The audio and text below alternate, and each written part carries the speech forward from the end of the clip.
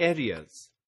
Whenever we talk of education, the first question that comes up in anyone's mind is, what are we going to teach? What areas are we going to cover? How much will not be too much to teach at a particular time? And so we have to focus on what we are going to cover, how much of each of the what we are going to cover, and how far, into what depth are we going to cover those various areas. So even under the Islamic perspective of education, the ideology of Islam gives us certain areas to teach under, and here they are. The first one at the top is character building. What character building really is teaching values and morals. How do you lead a good life? How do you treat yourself and others? And moral education is critical because it helps you become a better individual, a better citizen, and a better person in the long run. Civic sense is important. Without civic sense, it would be difficult to survive in society. And so, under this character building approach, we would be doing civic responsibilities and duties, because a lot of times we like to see the privileges. What will I get if I behave well?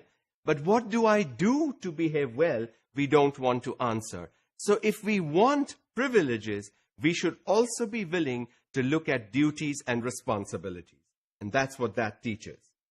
The next area is physical education. We would like to have healthy, active people who are constructive contributors to society. People who are lethargic, slow, and unhealthy, not well, are not good contributors to society.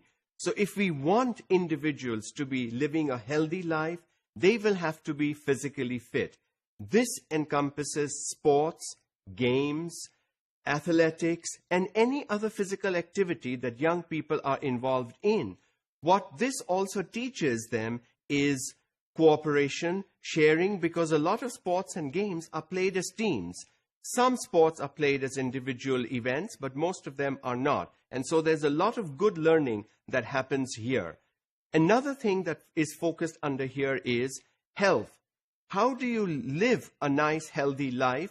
What kind of food do you eat? What is your diet comprised of? How much rest and sleep you need? All that contributes in total to make you physically fit. And all that is part of physical education. The next area is mental education. What we focus on here is the development of the mind, the brain. Now that is the basis of education. But how does an individual develop his capacity to think, to use his brain? It happens when in education we make the individual be embedded in critical thinking, creative thinking, analytical thinking, lateral thinking, thinking outside the box through activities that enable the individuals to problem solve, come to decisions, make their opinions and recommendations, share their ideas. Only when we force students to think for themselves will this mental education actually prove to be meaningful and fruitful. The next area is life education. What this does is, education is not an 8 to 2 or a morning to afternoon activity.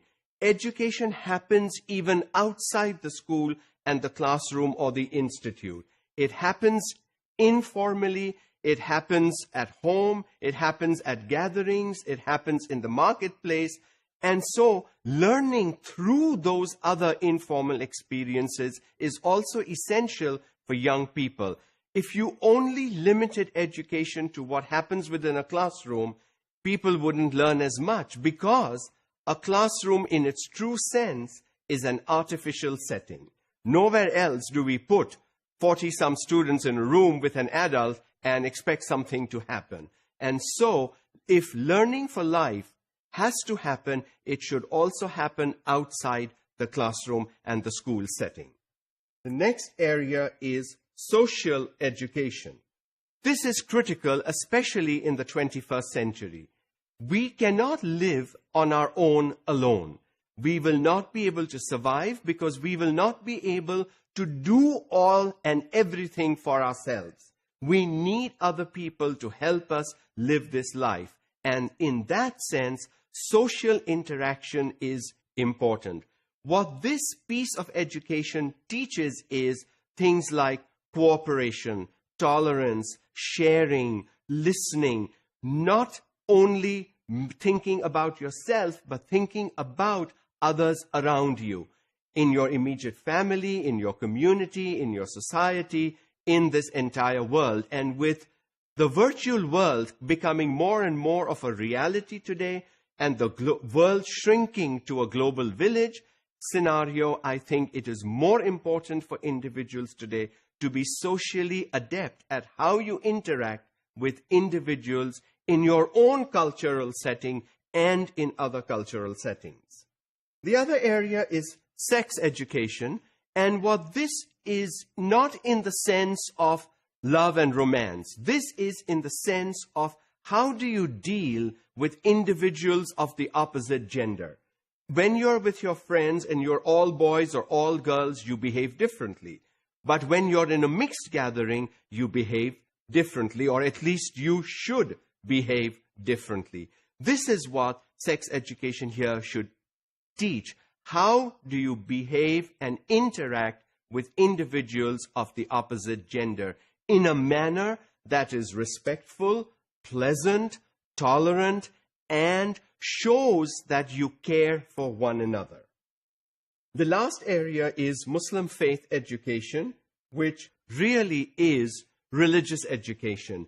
And we need people to understand what their religion helps them learn, understand, and do. So, in the Islamic perspective, this would involve the teachings of the Quran, the Hadith, the fiqh, the dealings of the caliphs and other Muslim philosophers, and all that should be taught to young people. How have we gotten to where we are through the Islamic perspective, beliefs, teachings, practices today?